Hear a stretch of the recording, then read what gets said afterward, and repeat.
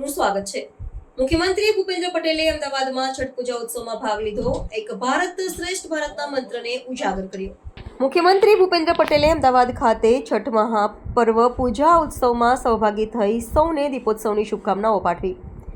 જણાવ્યું કે વડાપ્રધાન નરેન્દ્રભાઈ મોદીના નેતૃત્વમાં ભવ્ય દિવ્ય રામ મંદિરના નિર્માણ બાદ દિવાળીનો આનંદ અને રોનક અનેક ગણી વધી ગઈ છે। વડાપ્રધાનશ્રીએ એક ભારત શ્રેષ્ઠ ભારતનો મંત્ર આપ્યો છે, જે આપણા તહેવારોને પણ સાકાર કરે છે। મુખ્યમંત્રીએ છઠ પૂજાના આયોજકોને અભિનંદન પાઠવતા જણાવ્યું હતું કે ગુજરાતમાં દીપાવલીના તહેવારો પૂરા થયા બાદ લોકો લાભપાંચમથી કામકાજ શરૂ કરે છે, ત્યારે બિહાર, ઝારખંડ અને પૂર્વાંચલમાં સૂર્ય ઉપાસનાના છઠ મહાપર્વની શરૂઆત થાય છે।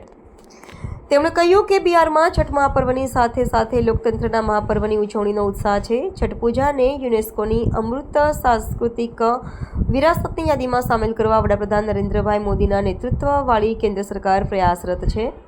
તેમણે કહ્યું કે સમગ્ર વિશ્વમાં લોકો ઉગતા સૂરજની પૂજા કરે છે, પરંતુ છઠ પૂજા એકમાત્ર મહાપર્વ છે જેમાં આથમતા સૂરજની પૂજા કરવામાં આવે છે।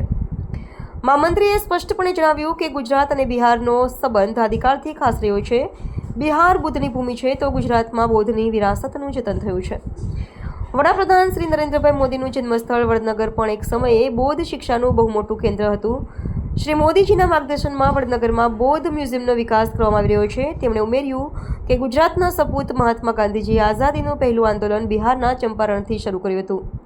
તેમણે 2047 સુધીમાં વિકસિત ભારતના નિર્માણ માટે વડાપ્રધાનને આપેલા સંકલ્પને પાર પાડવા સૌ દેશવાસીઓ સાથે મળીને એક બનીને આગળ વધવા અનુરોધ કરી છઠ મહાપર્વની શુભેચ્છાઓ પાઠવી હતી।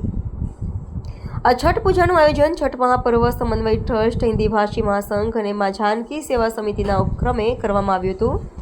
છઠ મહાપર્વ આયોજન સમિતિના અધ્યક્ષ ડોક્ટર મહાદેવ ઝાએ સ્વાગત પ્રવચન કરી સૌને આવકાર્યા હતા અને છઠ પૂજા ઉત્સવની મહત્વતા વર્ણવતા જણાવ્યું કે વડાપ્રધાનના પ્રયાસોથી છઠ મહાપર્વ હવે બિહાર પૂરતું સીમિત નથી રહ્યું। આજે આ મહાપર્વ સમગ્ર દેશનું મહાપર્વ બન્યું છે। આ પ્રસંગે રાજ્યમંત્રી દર્શનાબેન વાઘેલા, ધારાસભ્ય doctor Payalben Kukrani, deputy mayor જતીનભાઈ પટેલ, સ્ટેન્ડિંગ કમિટીના ચેરમેન દેવાંગભાઈ દાણી, અધિક મુખ્ય સચિવ એમ કે દાસ, અધિક મુખ્ય સચિવ એસ જે હૈદર, પૂર્વ મંત્રી આઈ કે જાડેજા, ગોરધનભાઈ ઝડફિયા, પ્રદીપ પરમાર અને બિહાર સહિતના રાજ્યોના પરિવારો મોટી સંખ્યામાં ઉપસ્થિત રહ્યા હતા।